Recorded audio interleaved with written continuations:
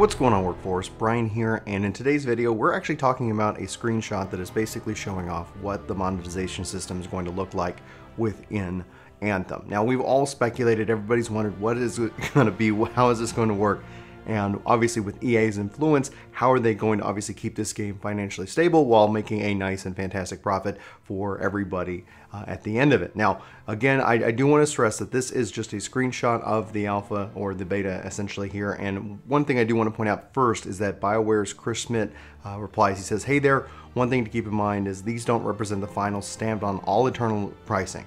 We are iterating on the economy design and balancing it almost daily." So you're seeing a snapshot of this one iteration, and that's why we tend not to discuss things like pricing, because it's one of the iterative things that they're sure to change frequently right up until the day that you actually play the game.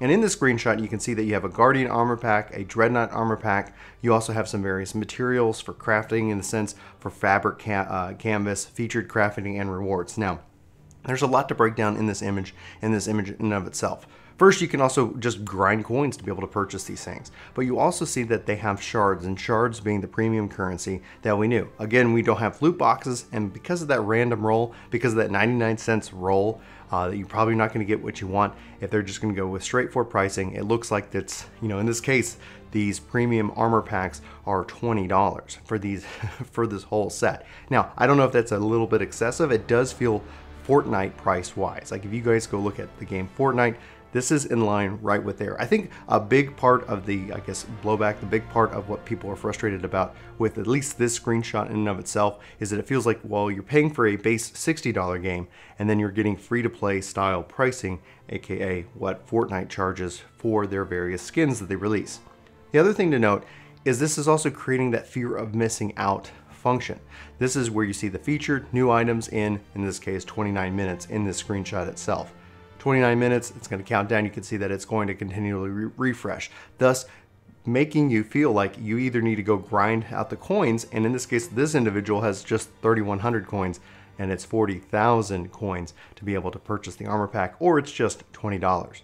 Now, personally, I've got no problem with video game companies wanting to make money. Personally, I don't know if this is too much. I wouldn't spend $20. I myself would not. That's just not the kind of player I am. I would, however, if I'm sitting on an excess amount of coins, happily go in and purchase these. I like the fact that I can go grind out the currency to go and play the game, but that fear of missing out, the question is that will we see these armor packs come into rotation, like kind of like the Disney Vault? Like, well, there's no reason why Disney can't have all of its movies out for us, but they want to create that fear of missing out. It's going to go back in the vault. You can only own it for so long. Obviously, it's a good psychological strategy that works. And obviously this, I wouldn't say is an EA influenced thing. I say that Fortnite is influencing the world. We're going to see more of that. And we talked about that recently on the podcast. And I would venture to bet that we might even see battle passes and things like that, where essentially you know what you're getting and you either opt into it or you don't. And then once it's done, it's done. It's a weird, tricky thing, because essentially I know that going into this, people are going to look at it and you can see and feel EA's influence. You can see and feel like, how are they going to go through my pockets? But also, this is not a finalized screenshot. This could easily be something that they're floating out there to see if there is any kind of blowback. Are people upset at $20 for an armor pack and a $60 game? Is there a better way? Is there something like that?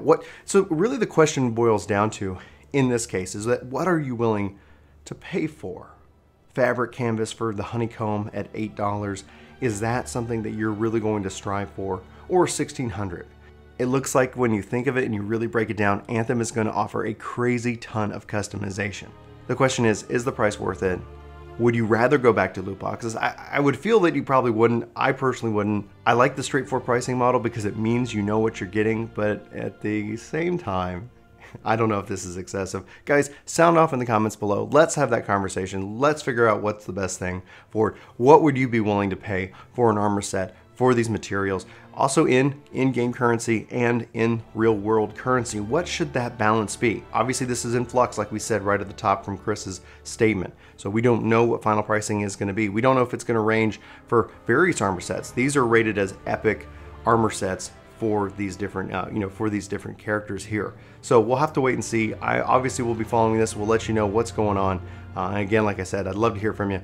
My name is Brian. This is Work to Game. Thank you so much for watching this video. Hope you have a phenomenal day. I'll talk to you guys soon, and take care.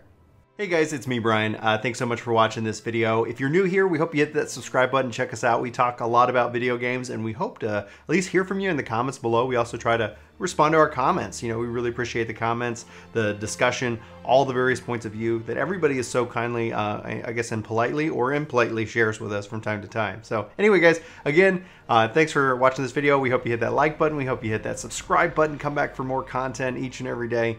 We post a lot around here, and we'd love to hear from you about what you like about video games and everything, and especially if you have any questions that you're stuck on in anything. So anyway, signing off. See you next time.